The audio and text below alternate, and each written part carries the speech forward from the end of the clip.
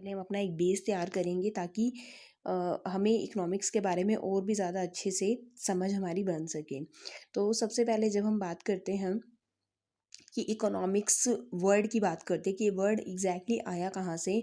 तो जब भी हम इकोनॉमिक्स की बात करते हैं तो एडम स्मिथ आ जाते हैं कि एडम स्मिथ को फादर ऑफ इकोनॉमिक्स बोला जाता है। उनकी जो बुक आई थी 1776 में, वेल्थ ऑफ नेशन, वहाँ से लोगों को पहली बार पता चला इकोनॉमिक्स के बारे में।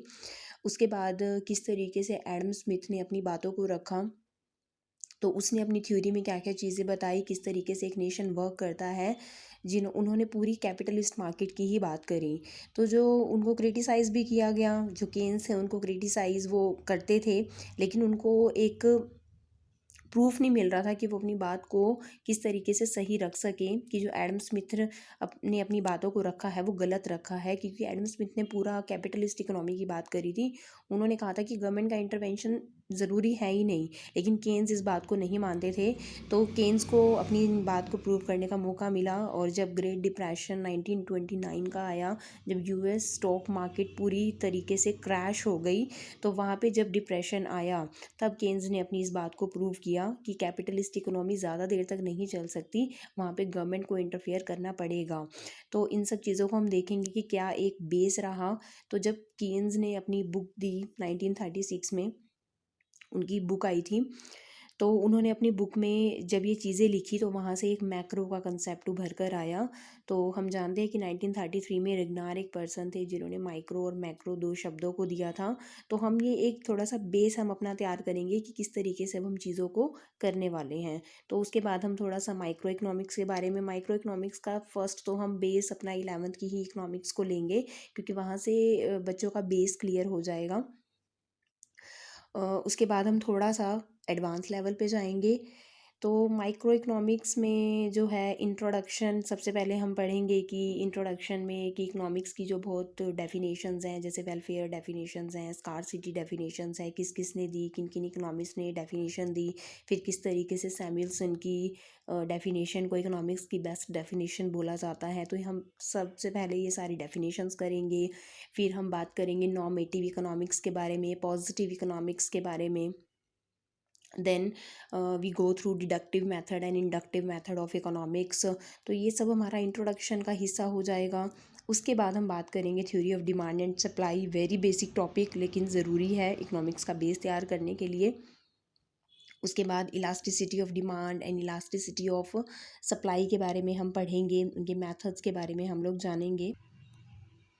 उसके बाद हम थोड़ा सा फिर यूटिलिटी एनालिसिस पे आ जाएंगे। यूटिलिटी एनालिसिस में हम जानते हैं कार्डिनल यूटिलिटी, ऑर्डिनल यूटिलिटी, इनके कंसेप्ट को पढ़ेंगे और इन्हीं से ही हमारा फिर इंडिफरेंस कर्व का जो कंसेप्ट है वो डराइव हो जाएगा।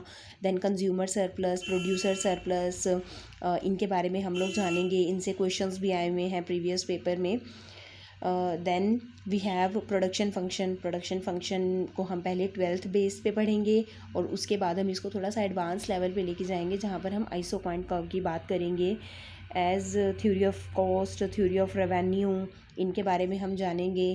उसके बाद जो है मार्केट्स के बारे में, जो तरह तरह की मार्केट्स होती हैं, perfect market and imperfect market. Imperfect market में हमारे मोनोपोलिस्टिक, ओलिगोपोली, डुओलोपोली, ये सब आ जाएंगे। फिर गेम थ्योरी। गेम थ्योरी से भी जो 2021 का क्वेश्चन पेपर है, बहुत सारे क्वेश्चंस आए हुए हैं गेम थ्योरी से। 4 से 5 क्वेश्चंस आई थिंक आए हुए हैं, तो इसको भी हम देखेंगे। उसके बाद आ जाएगा हमारा theory of rent, wages, interest, ये सारी थ्योरीज़ को हम देखेंगे। एंड देन हमारा मार्केट फेलियर। ठीक है। उसके बाद हम आगे बात करते हैं, मैक्रो इकोनॉमिक्स की बात करते हैं। और जब हम मैक्रो इकोनॉमिक्स की बात करते हैं तो मैक्रो इकोनॉमिक्स में जो हमारा वेरी फर्स्ट टॉपिक जो हम बात करते हैं वो हमारा है नेशनल इनकम का। नेशनल इनकम के जो हमारे तीनों मेथड्स हैं, expenditure method, income method, product method, उनके बारे में हम जानेंगे। उसके बाद हमारा आ जाएगा क्लासिकल थ्योरी ऑफ एम्प्लॉयमेंट, जो वही एडम स्मिथ की हम बात करते हैं। तो एडम स्मिथ की थ्योरी को थोड़ा सा यहाँ पर हम डिटेल में पढ़ेंगे।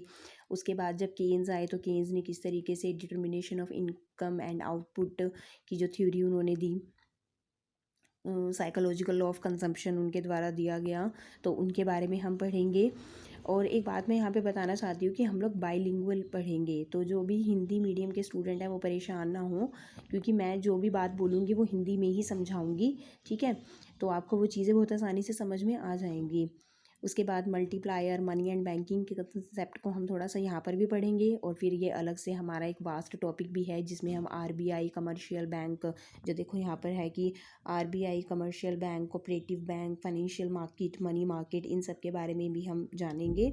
उसके बाद अगर हम बात करें, इन्फ्लेशन आ जाएगा। इन्फ्लेशन में हमारा demand pull and cost pull inflation की थ्योरी को करेंगे, इफेक्ट्स ऑफ इन्फ्लेशन करेंगे।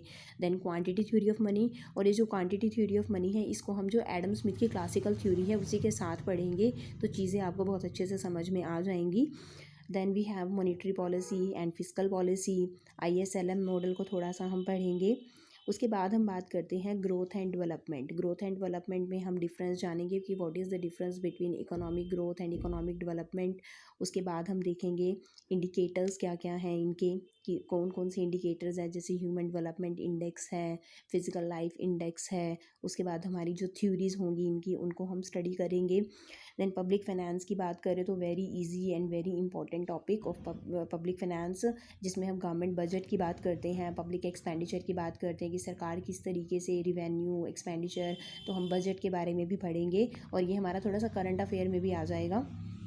जो हमारा 1 फरवरी का बजट अनाउंस हुआ है इस साल का, उसको भी हम पढ़ेंगे इसी के अंदर, तो उसमें से भी क्वेश्चंस आने के पूरे पूरे चांसेस हैं। फिर मनी एंड बैंकिंग मैंने बता दिया आपको।